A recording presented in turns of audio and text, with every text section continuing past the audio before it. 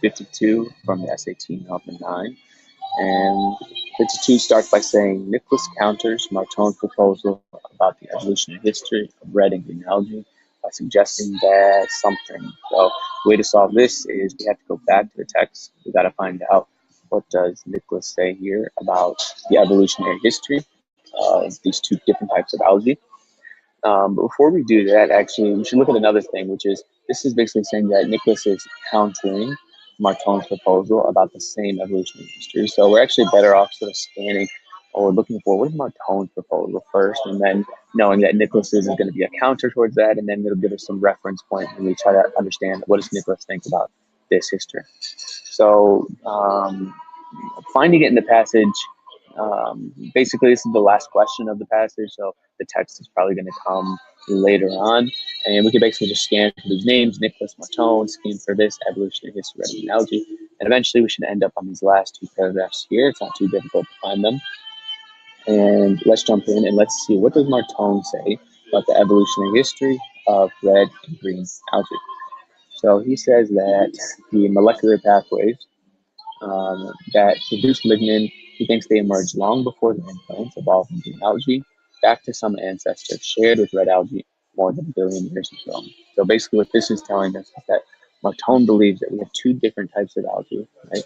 So we have the green algae, which is the one from which land plants emerge and which have lignin.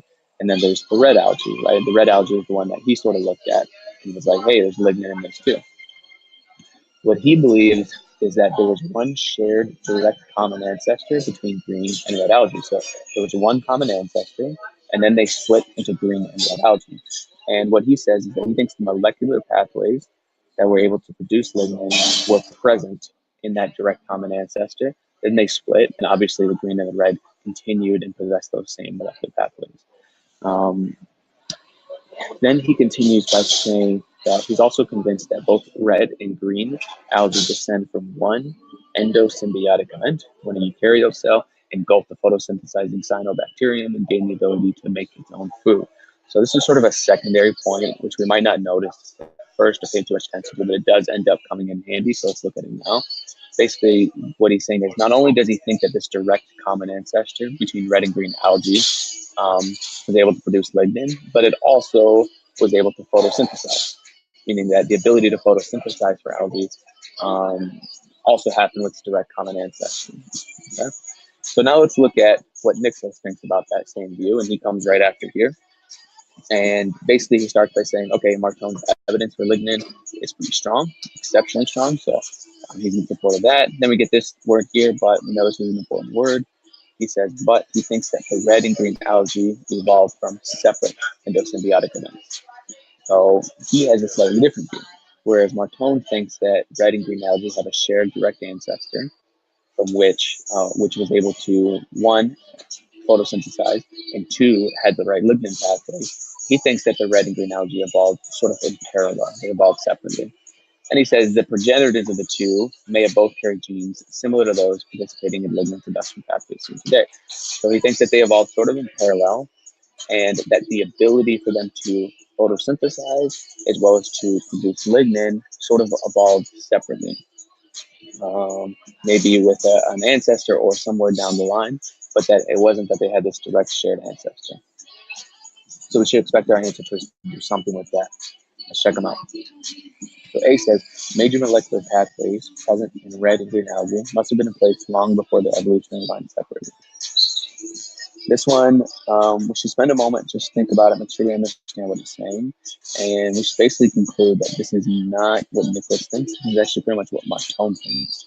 He thinks that the major molecular pathways for both lignin production and for photosynthesis were already present in the red and green algae before their lines separated. So in the common ancestor, they had these molecular pathways, then they split and carried them with them. That's Martone's view, not Nicklas's, which is in contrast to that.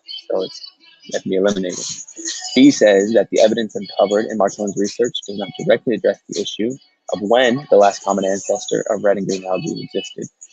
This one is probably true, but our answer to this is, so what? Who cares, right? It is true that his research doesn't address this issue, but his research was never meant to address that issue. Martone doesn't claim that his research was meant to address this issue. There's no expectation that it was meant to do so. And most importantly, Nicklas just doesn't really address that fact. He's not saying, Martone, your research didn't address this issue, so it's bump, right? He actually supports the theories. And what we're talking about now is not the research. We're just talking about some some hypotheses that they're both proposing about the evolution of the algae. So this one's kind of irrelevant. Get rid of that. C says the evolutionary lines leading to the two kinds of algae might have diverged before they acquired the ability to photosynthesize. So we have to think carefully here, make sure we understand it. But this does match what Nicklas says. This says that the two lines leading to the red and green algae, they diverged before they acquired the ability to photosynthesize. So Martone thinks that they had a shared common ancestor, which was able to photosynthesize. Then they split, whereas Nicklas thinks that they split, evolved in parallel, and then they both separately developed this ability to photosynthesize. So this one could work. Let's look at D. D says a process by which this algae produces lignin might be different from the process by which ancestral species of algae produce it. And really, we should note that nowhere in our text, nowhere in our passage is it mentioned that is some difference or distinction mentioned between the way that algae produces lignin today and the way it produced it with an ancestral species. It talks about ancestral species, talks about evolution and lineage. It doesn't talk about the different methods of lignin production and the differences between them. So this one's wrong, and that means C will be our correct answer.